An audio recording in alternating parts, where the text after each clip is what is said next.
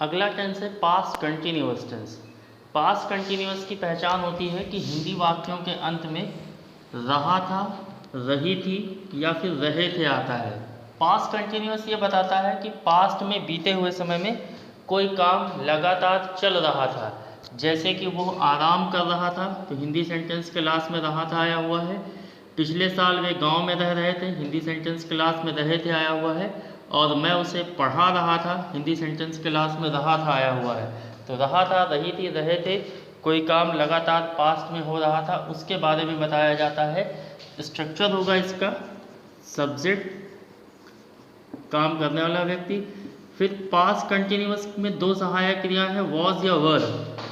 उसके बाद verb first form plus ING plus object.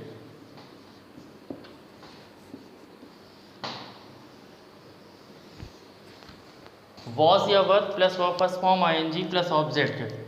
तो वॉज या वर दो सहायक क्रियाएं हैं और ये अलग अलग कर्ताओं के साथ, अलग अलग सब्जेक्ट्स के साथ यूज़ होती हैं। तो ये आपको याद रखना होगा कि अगर कर्ता आई है, ही है, शी है, इट है, कोई नेम है अर्थात सिंगुलर सब्जेक्ट है, तो उनके सबके साथ वॉज यूज़ होगा। वर यूज़ करेंगे यू, वी, दे और प्लूरल सब्जेक्ट्स के साथ में। तो जैसे कि यहाँ पर सेंटेंस है, वो आराम कर रहा था तो ही, और ही के साथ वॉज, और आराम करने की इंग्लिश रेस्ट, आईएनजी फॉर्म में रेस्टिंग हो जाएगा। वो आराम कर रहा था, ही वॉज रेस्टिंग। पिछले साल वे गांव में रह रहे थे, तो पिछले साल लास्ट ईयर वे गांव में रह रहे थे, तो दे, और दे प्लूरल सब्जेक्ट है तो दे के साथ वर यूज़ करेंगे। तो दे वर, और रहने की इंग्लिश लिव, आईएनजी फॉर्म में लिविंग, और गांव में तो इन द विलेज।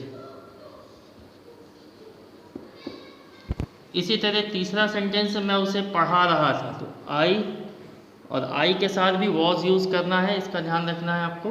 तो आई वॉज, और पढ़ाने की इंग्लिश होगी टीच, आईएनजी फॉर्म में टीचिंग, और मैं उसे पढ़ा रहा था तो आई वॉज टीचिंग हिम।